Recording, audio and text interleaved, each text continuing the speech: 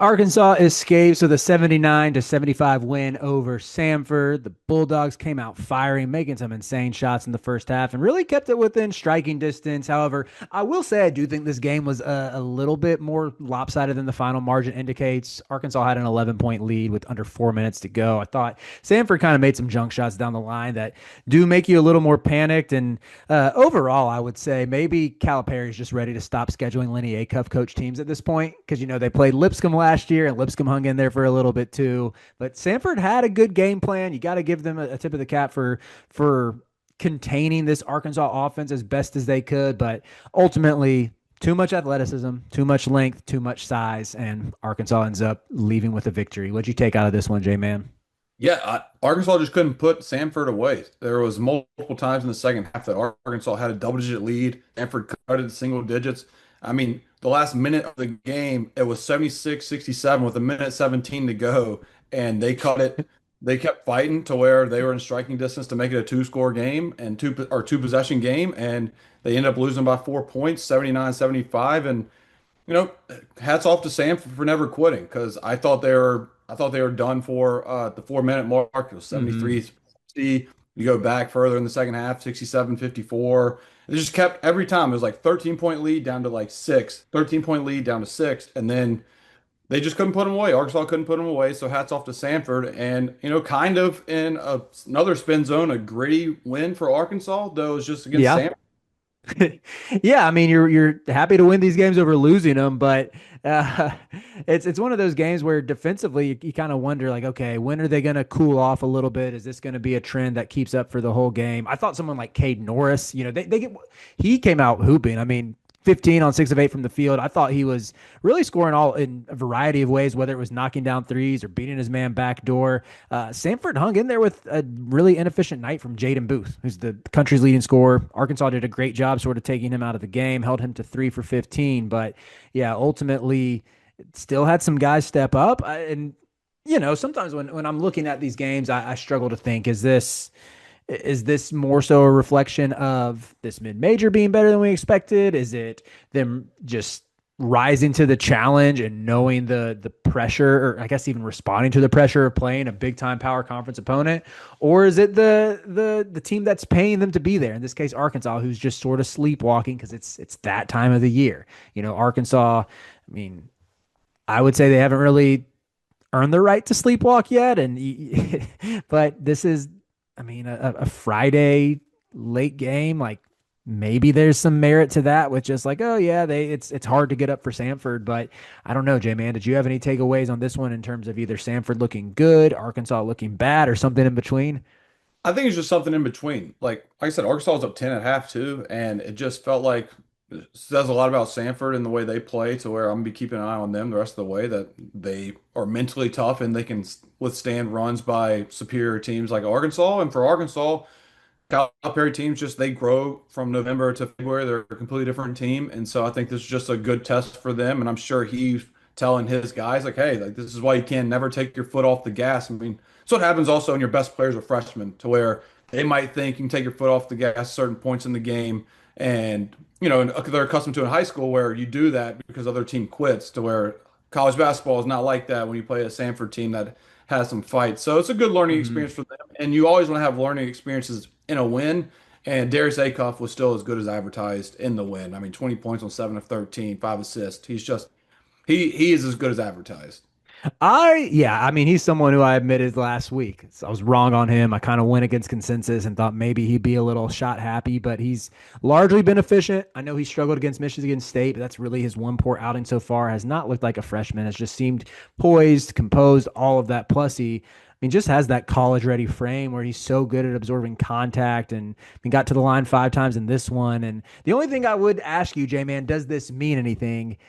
It's -5 for the game and plus minus. He and Isaiah Sealy were the only ones on Arkansas with a negative plus minus. Do you take anything away from that, or is that sort of fluky to you?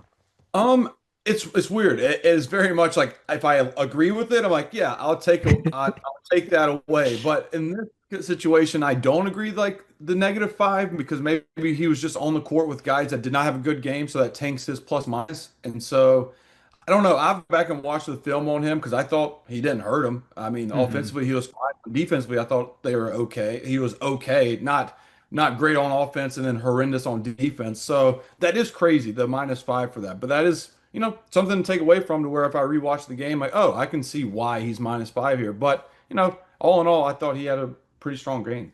Yeah, I would say as I was watching this game play out, even as Samford kept cutting the deficit, it's one of those instances where I never really thought Arkansas was in any real danger of an upset. I honestly remember kind of feeling the same way watching them play Lipscomb last year. I know I made that joke about Lenny Acuff having Cal's number, but I think when you have this level of pedigree in the backcourt, even though Malik Thomas, I think they said he was shooting a tick over 30% coming into the game, like his shot just looks so good. And anytime I'm enamored that he can get it off in a variety of ways, whether it's just spotting up in the corner, whether it's coming off of screens, whether it's creating off the bounce.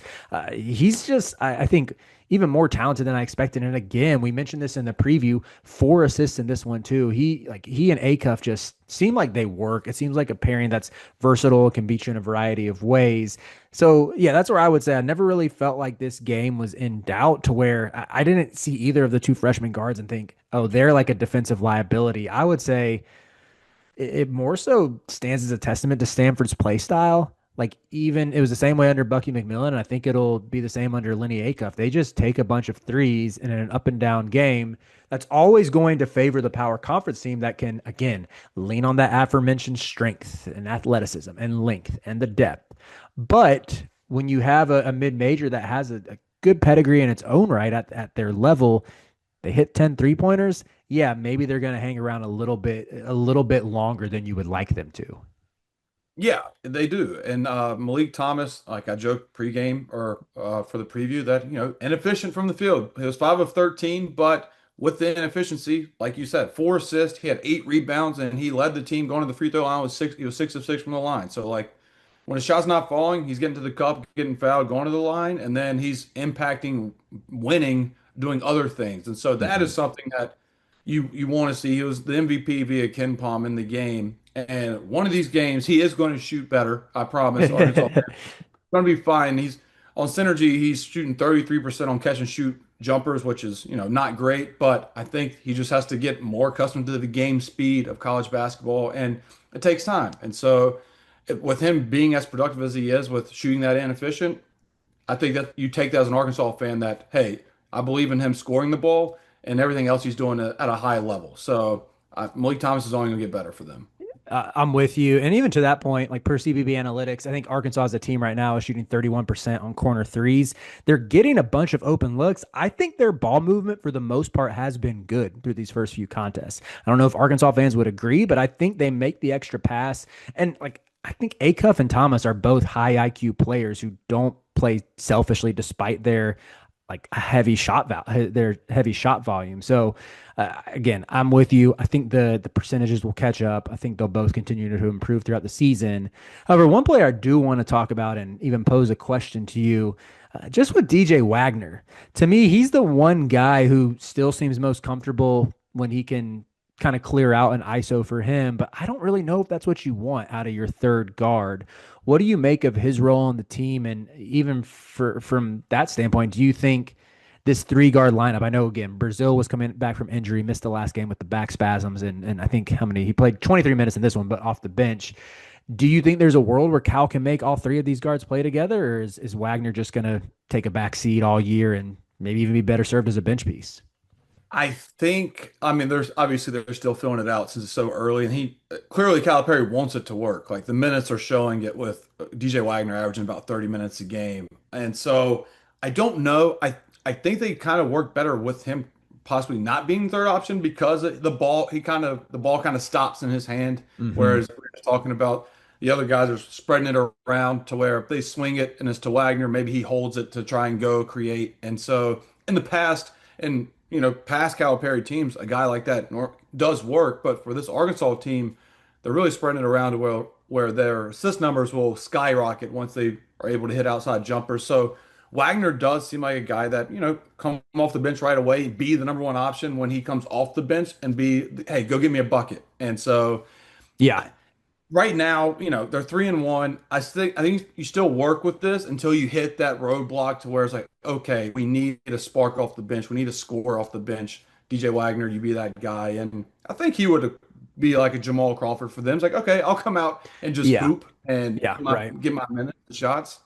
I feel like that would be the best role is like the backup or really just the first guard off the bench, and you give him maybe a little more freedom to run the offense when he's out there instead of trying to make it work alongside Thomas and Acuff, who yeah both are really good with the ball in their hands.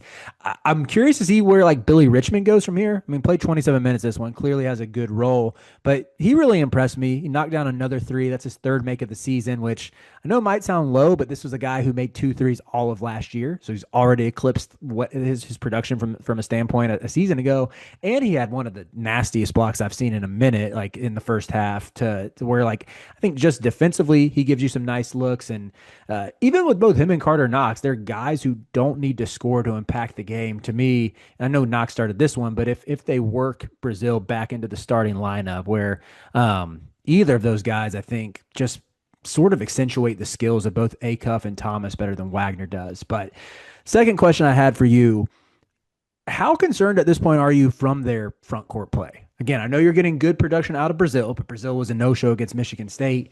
It just seems like Nick Pringle and Malik Ewan are giving you combined almost nothing. I mean, even the two of them combined for one rebound. That's unacceptable in a game like this where combined they're playing 26 minutes and you're going against a team that you have a significant size advantage over in Samford.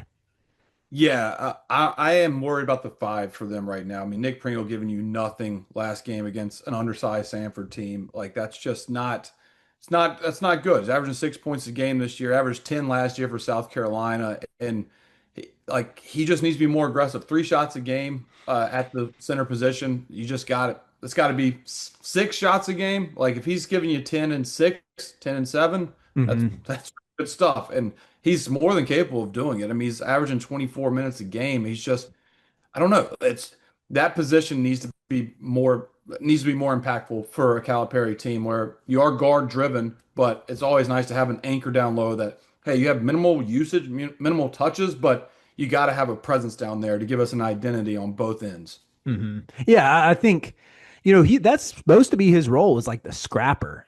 Finish plays, catch and dunk, block shots if you can, and grab boards. Where you look at even the box score bore this out. Like they only out rebounded Samford by one as a team. Samford had 10 second chance points compared to 7 for Arkansas. Like that stuff matters here. And if you get a 5 man who's able to close possessions defensively, then yeah, that's going to help them rock it up. And, I've been banging the drum for Malik Ewan to get more run, but it's not like he's really lit it up in the minutes he's gotten. Yeah, the minutes can be there for him too because Nick Pringle, I mean, no points and 1 rebound against Samford in 18 minutes. And then the one team that you got to get up for in the 4 games, Michigan State, he fouled out. He had 6.7 rebounds. He had 3 blocks, but he fouled out playing 28 minutes. So it's a guy that, he plays with foul trouble. And so there are minutes at the 5 position. Who wants them? Pringle just has to have a bounce back game for Arkansas because that center position needs to be solidified for them. Hmm. Well, they got two more games to sort of refine things before they play Duke the week of Thanksgiving. So they get Winthrop this week and then Jackson State to close the week. For me, the point of emphasis would be just getting some sort of reliability out of the 5 spot. I'm completely content with where the two freshman guards are. I think again, Thomas's percentage will go up. I'm content with how Carter Knox and Billy Richmond have both seemed to take steps forward and have both even had nice moments throughout the year you can point to for encouragement. But you got to get something out of the 5 spot. Do you have any final takeaways for them before we wrap this one up? No, I agree with that, and I think that just continue to get good looks and knock down the good looks because when Duke comes to town or when they play Duke in Chicago, like that's a defense team that's one of the best in the country already with their backcourt, and so it's going to be tough looks for Arkansas then. So they just got to knock them down if they want to beat Duke, as obviously November 27th. Yep. Yep. I'm with you on that. So we'll wrap this one up. Arkansas fans, I know you probably were frustrated watching that one and felt like the margin of victory wasn't where you wanted it to be. Still plenty of positives to take away from this one though.